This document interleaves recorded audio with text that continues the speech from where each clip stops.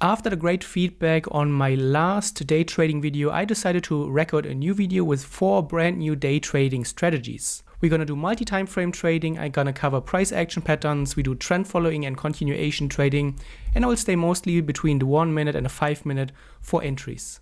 We're gonna start with a divergence trend following strategy, and although divergences are very powerful, there are also a lot of pitfalls that you can avoid to improve your trading. So we're starting on the 4-hour time frame, and here we see a great long-term divergence.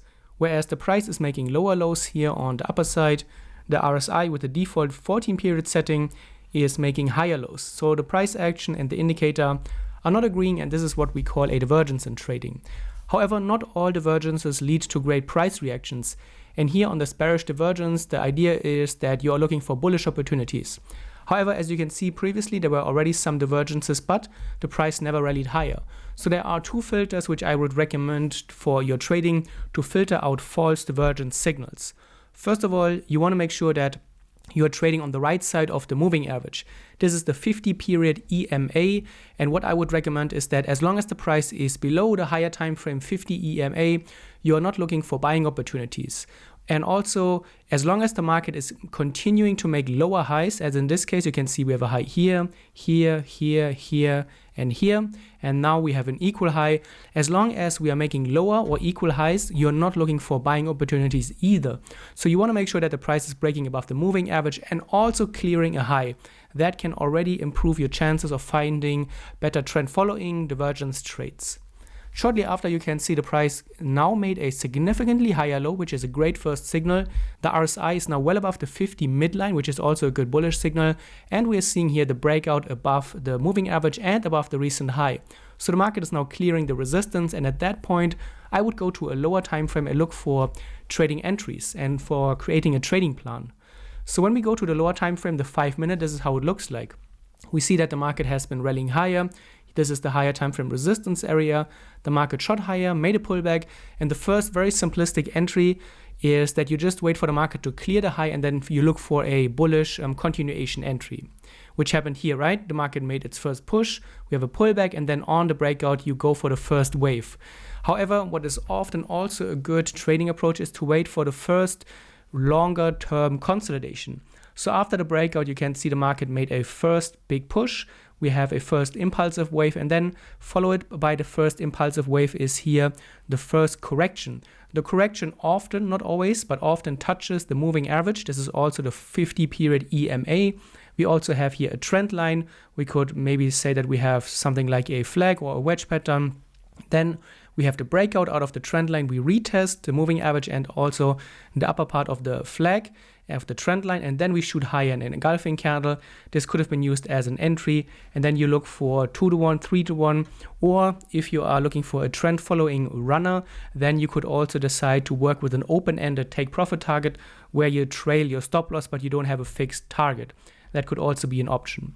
And then afterwards, you can see we have a push, we have a pullback, and then we have the continuation here above the moving average. And along this path and along this move, you will get several entry opportunities when the market pushes into the moving average. You can generally keep looking for corrections like here and then look for more continuation signals. As long as the higher time frame is not giving you opposing signals, as long as the higher time frame is signaling you still to look for long opportunities above the moving average and the market is giving you strong bullish candles and no violation of trend structure, you would generally still keep looking on the lower time frame for continuations. Next, we cannot miss supply and demand trading, and especially for day traders who want to use a multi-time frame approach using supply and demand, this is a very important lesson. What we see here is that I've turned on the supply and demand indicator. If you have been watching my videos, you know that I'm using the pattern alpha supply and demand indicator for TradingView. If you are interested in it, check the link in the video description below. And this indicator draws supply and demand zones across all the time frames. Here what we can see is that the price is very close to a previous supply zone, and the theory is that when the market dips into a previous supply and demand zone and shows us the right confluence factors in the right context, we can use that information for our trade planning. Just like here, we had a supply zone drawn from the indicator. The market reached into the supply zone, and then you could go to the lower time frame, look for a reversal breakout pattern, and then trade a short here. We want to see if this repeats again, and what we do is we wait for the market to get to this zone, which happened a few hours later. We are still on the higher time frame. On the higher time frame, we want to wait for the market to move into the zone, and then once the market has hit the zone, that's when we go to the lower time frame and not before. And what we can see is perfect on the lower time frame. We are on the 15-minute, and what we see is that as the market moves closer to the supply zone, there is more volatility, which means that we have more candlestick wicks, longer candlestick wicks, and in general a more erratic behavior. This is ideal because a high volatility level could point towards more trading activity. And what typically will happen when we zoom out again, remember, where are we in the bigger picture? We are in a long uptrend, and then probably what you have is a lot of traders who have bought the market previously and who are sitting on a long position. They see that they have more and more profits, and then they're looking for signs to exit their trades to realize their profits. And when the market reaches or gets close to such an important previous level, a previous top, you can be very certain that a lot of those long position traders are carefully watching the market, and on the first sign of weakness, many of them will probably take exits. And if a long trader exits a position, that means a short. So you'll have typically a lot of volatility when there's a lot of trading activity going on. During healthy trends, the price typically doesn't move as erratic here. So this is a great sign that there's probably a lot going on behind the scenes and a lot of uncertainty. We don't want to get into this trade just yet, but it's a first great sign that we are probably looking at some shift behind the scenes, fewer buyers, more sellers. And then what we do is, as a trading plan, we could find here this very clear support level. What we do is we wait for the market to clear the level. We want to see a break and retest, and then we want to get in. We don't want to trade as long as the market is stuck in this range. Typically, you want to avoid range trading at all costs, especially when we have such a high level of volatility. You will just get taken out. The spread is also probably much higher here. So you really want to make sure the market is clearing the zone. This happens then a few candles afterwards. You can see we have a lower high, and afterwards the volatility dies down.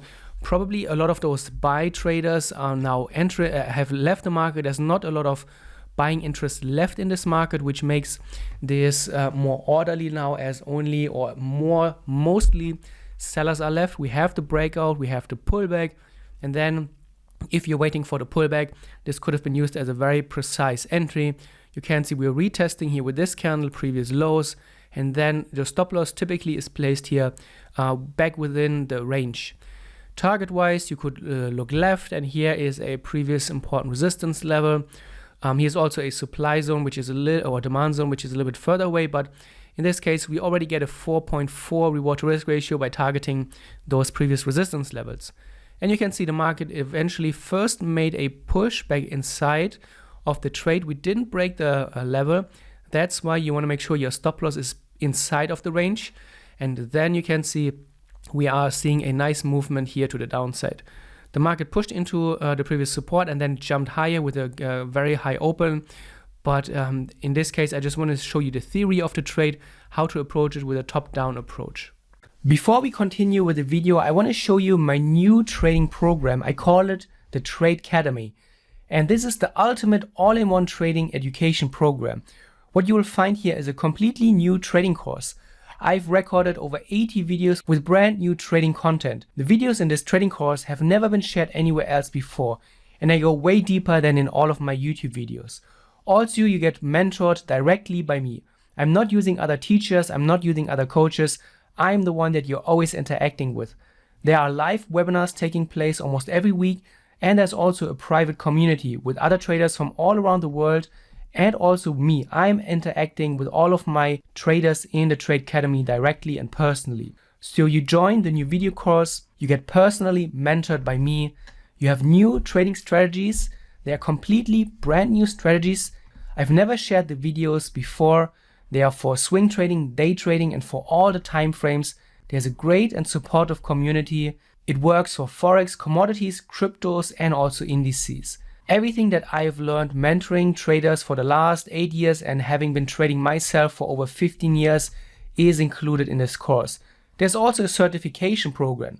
So after you've gone through the course and you have learned the material, there are 60 trading questions waiting for you where you can prove your knowledge and then at the end get certified. So if you're interested, make sure to check the video link in the description below. If you have any questions, leave a comment. And if you decide to enroll, I look forward to welcome you in the Tracademy. Next, let's take a look at a pivot point pullback strategy, also more of a trend continuation. And again, we're starting on the higher time frame. On the higher time frame, we see that the market has been in a steady uptrend recently over the last few days. And when you want to trade a trend following strategy, and when we want to get long in this case, you want to see the market make a little bit of a correction so that we get a favorable price. Also, we typically don't want to buy the high of a trend. What happens afterwards is that the market moves lower. You can see we are retesting the weekly pivot point, and the weekly pivot point is for now acting as support. We see a very important candlestick pattern, a very strong candle on the bearish side. Then we have a neutral candle, and then we have an engulfing candle here from the bullish side. So this is a very, very good bullish signal overall. We already know that we are in an uptrend. We are finding support at the pivot. Here's also a support resistance level. Here's also the round number 139. So this is a great confluence to look for confirmation and to look for bullish continuation on the lower time frame. On the lower time frame, the 5 minute, we see another head and shoulders or inverse head and shoulders pattern. The left shoulder here, we have the head here, and then the right shoulder, we have a very clear neckline. And as always, we want to see the market clear this neckline. The market is clearing the neckline here. We are seeing a strong breakout. This is a great signal because it shows us that there's really a shift going on. Prior to the breakout, you can see how's the market moving into the resistance. We are seeing continuously higher lows, and that is a very important absorbing signal. Every time the market moves into the resistance, previously you have seen a lot of selling interest and then fewer selling, and then until here, there's almost no selling left anymore. And then we get the bullish breakout attempt.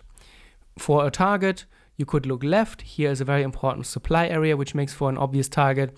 And our stop loss should generally be placed here back within the range. And it again, you can put it all the way here below of one of the other swing lows, or for an aggressive trader, move it a little bit closer. Really up to you. Then you can see we have a retest, and then the market moves into the first target. For those trend following trades, I would recommend in your backtest, before you try to trade it in your real trading account, of course, make a backtest. And you can also try to backtest a trailing stop loss approach where you have more of an open-ended target, so that if you catch a big winning trade and a big runner, then you can potentially maximize your trades. And let's finish on a Bollinger Band reversal and a spike setup, which I think are very, very interesting. And we're starting on the higher time frame. On the higher time frame, we are looking for a trend that shows signs of exhaustion, which in this case, we not have yet. We have a bullish uptrend, and then the market for now is moving sideways, but we are still trading close to the highs, right? So definitely for a short reversal strategy, we don't want to get short now. The market is still closing at a high point. Here now, the situation changes a little bit. We have the Bollinger Bands here in the background, and this is what we call a Bollinger Band spike. What we see here is that the Bollinger Band on the upper side are falling, which is already quite a bearish signal. And you can also see that the market tried to break above the previous highs and tried to spike above the Bollinger Band. But the Bollinger Band spike was rejected, and the market is back here within the range. For aggressive reversal traders, this could be used for a bearish bias, and we can now go to a lower time frame and look for trading plans away from this Bollinger Band. What we see on the lower time frame, the 5 minute, is a reversal pattern. We have a head and shoulders, the left shoulder, the head, the right shoulder. We have lower highs. The question in this case is, which of the levels do you use? Do you use the trend line? Do you use support or this support? And if it's not clear, I would recommend to wait a little bit longer until you have a clear idea what the obvious level is. Now, just a few candles later, we have a clear, obvious level. We can use this one. We have what we call a pressure pattern. We have a lower bounce here, and the market is making significantly lower highs. So this shows us there's a lot of bearish pressure building, and now we just wait for the market to break the level, which it does here. Our stop loss can be placed above the recent swing highs, and then for a target, we can make it simple for us. We just target the last swing low, which still gives us almost a 3-to-1 reward to risk ratio. And then the market, once it breaks the levels, you can see those trends unfold very quickly.